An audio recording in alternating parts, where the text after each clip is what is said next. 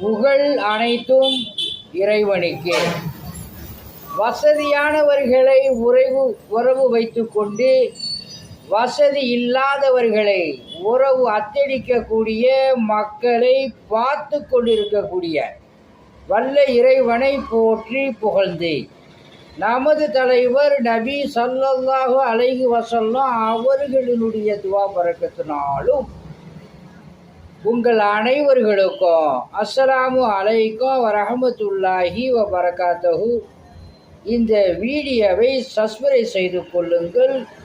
அல்லாஹ் சுப்ஹானஹு தஆலா உங்களுக்கு சகலவிதமான பாக்கியங்களை கொடுப்பான.